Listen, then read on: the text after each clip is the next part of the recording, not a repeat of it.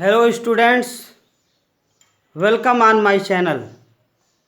आज आपको exercise 1.1 problem number 3 के बारे में बताएंगे। तीसरा प्रश्न है, जांच कीजिए कि क्या समुच्चय 1 2 3 4 5 6 में R is equal to curly bracket में A B is such that B is equal to A plus 1 द्वारा परिभाषित संबंध R स्वतुल्य, सममित या संक्रमक है। यह आपको जांच करना है। आपको प्रीवियस वीडियो में हमने बताया था कि टाइप्स ऑफ बाइनरी रिलेशन, द्विआधारी संबंध के प्रकार। द्विआधारी संबंध 5 प्रकार का होता है। पहला है स्वतुल्य संबंध, दूसरा है सम्मित संबंध, तीसरा है संक्रमक संबंध, चौथा है प्रतिसम्मित संबंध और पांचवा है तत्समक संबंध। और आपको अध्ययन करना है स्वतुल्य संबंध, सम्मित संबंध और संक्रमक संबंध। इसी का आपको इस चैप्टर में अध्ययन करना है। कुल टोटल प्रश्न जो है 16 हैं। 16 प्रश्न बताना मुश्किल है। यदि आपको कोई भी क्वेश्चन नहीं आता है तो कमेंट बॉक्स में लिखकर बताइएगा, उस क्वेश्चन को सॉल्व किया जाएगा। आइए तीसरा क्वेश्चन को सॉल्व करें। कह रहा है कि जांच कीजिए कि क्या समुच्चय 1 2 3 4 5 6 में R इज इक्वल टू, यह रिलेशन है, A B is such that B is equal to A plus 1 द्वारा परिभाषित संबंध R स्वतुल्य, सम्मित या संक्रमक है। यह हमको जांच करना है। और आपको द्विआधारी संबंध की परिभाषा बताया गया था। किसी समुच्चय ए से ए में परिभाषित कोई संबंध, ध्यान सुनिए, किसी समुच्चय ए से ए में परिभाषित कोई संबंध द्विआधारी संबंध कहलाता है। इसी द्विआधारी संबंध के अंतर्गत स्वतुल्य है, सम्मित है और संक्रमक है। इसी का अध्ययन इस चैप्टर में हम कर रहे हैं। और आपको बताया गया था कि यदि हम यह देखते हैं कि R is subset of A Cartesian product ए है कि नहीं। अगर R is subset of A Cartesian product ए तो उसमें जो है द्विआधारी संबंध होगा। इसी के अंतर्गत जो है इस क्वेश्चन को सॉल्व करेंगे। अब यह समुच्चय आपको गिवन है, यह आपको गिवन है, दिया है ए इज इक्वल टू दिया है 1 2 3 4 5 6, यह आपको गिवन है। तो R इज इक्वल टू आप लिख सकते हैं, R इज इक्वल टू, अब यहाँ पर आप आसानी से आप क्वेश्चन को सॉल्व कर सकते हैं। और यहाँ पर देखिए संबंध दिया है कि A B is such that B is equal to A plus 1।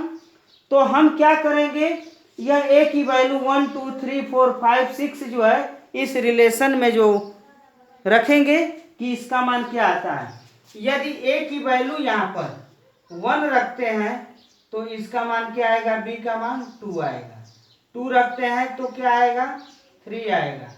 3 रखते हैं तो क्या आएगा, 4 आएगा। 4 रखते हैं तो क्या आएगा, 5 आएगा। 5 रखते हैं तो क्या आएगा, 6 आएगा। 6 रखते हैं तो क्या आएगा, 7 आएगा। अब जो ये रिलेशन है, जिसे आपका यहाँ पर दिया है R इज, यह रिलेशन दिया है इसमें कि B is equal to A plus 1, यह आपका दिया है रिलेशन यहाँ पर। तो यदि A के स्थान पर हम 1 रखते हैं तो 1 प्लस 1 इज इक्वल टू 2। यहाँ पर यह जो वैल्यू है वह किसकी वैल्यू है, A की वैल्यू। तो यदि A की वैल्यू हम 1 रखते हैं तो B की वैल्यू क्या आ जाएगी, इसमें 1 प्लस 1 इज इक्वल टू क्या होगा, 2 होगा। यदि A की वैल्यू हम 2 रखते हैं तो B is equal to 2 plus 1 क्या आएगा, 3 आएगा। तो हम इसको इसके अकॉर्डिंग हमने लिख लिया है जो सेट ए दिया हुआ है।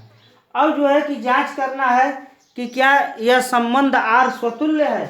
तो आइए जांच करते हैं। यदि स्वतुल्य होगा, आपको प्रीवियस वीडियो में बताया गया था कि यदि स्वतुल्य होगा तो 1 1 2 2 3 3 4 4 5 5 6 6 यह रहना चाहिए। जितना इसमें है उसका ऑर्डर्ड पेयर में सेम एलिमेंट रहना चाहिए। मान लीजिए 1 से 5 तक ऐसे है कि 1 1 2 2 3 3 4 4 5 5 है, लेकिन अगर 6 6 इसमें मौजूद नहीं है तो हम कह सकते हैं कि यह स्वतुल्य संबंध नहीं है। यहाँ पर कोई भी आप रख सकते हैं। ये यहाँ पर देख रहे हैं कि 1 1 is not an element of R. अब आप देखिए स्वतुल्य के लिए अगर चेक करेंगे तो स्वतुल्य के लिए आपको बताया गया था कि स्वयं का स्वयं से संबंध। तो अब क्या 1 1 है इसमें? ऐसा नहीं कि मैं 1 1 लिख रहा हूं तो यही सही है। आप जो है 2 2 भी लिख सकते हैं। 2 2 does not belong to R. 2 2 does not belong to R. कोई लड़का लिख सकता है 3 3 does not belong to R. कुछ भी आप लिखिए, लेकिन अगर यह स्वतुल्य होगा तो 1 1 2 2 3 3 4 4 5 5 6 6 होना चाहिए। तो आप किसी को भी आप रख सकते हैं। सभी परिभाषाएं प्रीवियस वीडियो में बताई गई। स्वयं का स्वयं से संबंध, तो क्या इसमें 1 1 है? क्या इसमें इस रिलेशन में नहीं है। तो 1 1 does not belong to R, तो कह देंगे इसलिए आर स्वतुल्य नहीं है। इसलिए आर स्वतुल्य नहीं है। यह स्वतुल्य संबंध क्या है? नहीं है। अब इसे पहला नंबर हो गया। दूसरा ये सम्मित संबंध।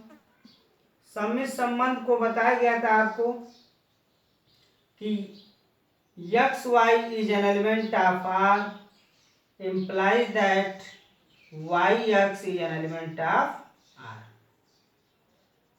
जहां एक्स वाई बिलोंग्स टू ए।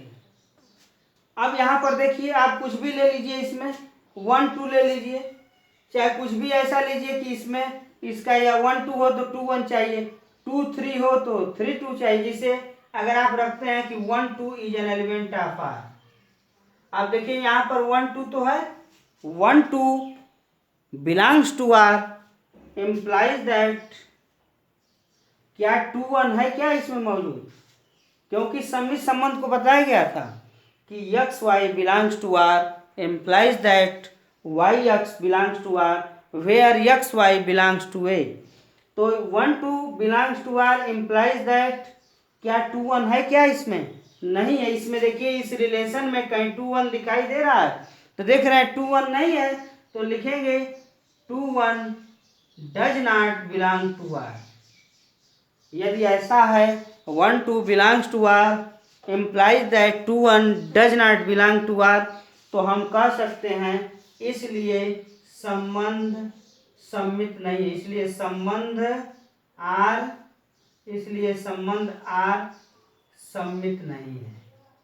इसलिए आर संबंध सम्मित नहीं है।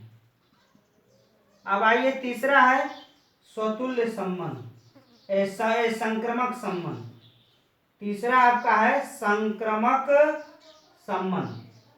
तो संक्रमक संबंध में जानते हैं X Y belongs to R तथा Y Z belongs to R implies that X Z belongs to R. जहां X Y Z belongs to A. आपको प्रीवियस वीडियो में बताया गया था संक्रमक संबंध के लिए X Y belongs to R तथा Y Z belongs to R implies that X Z belongs to R where X Y Z belongs to A. अब आइए इसमें हम लेते हैं, यदि हम ले, आप इसमें से कुछ भी सेलेक्ट कर लीजिए। 2 3 बिलोंग्स टू आर तथा 3 4 बिलोंग्स टू आर। देखिए इसमें क्या है, 2 3 है ना इस रिलेशन में, तो हम लिख दिए 2 3 बिलोंग्स टू आर और फिर 3 आना चाहिए, क्योंकि देखिए एक्स वाई है तो फिर वाई आएगा, तो वाई का मतलब यहाँ 3 है। यहाँ 3 4 भी आप देख रहे हैं 2 3 बिलोंग्स टू आर और 3 4 बिलोंग्स टू आर, तो क्या हो जाएगा 2 का 4 से संबंध होना चाहिए।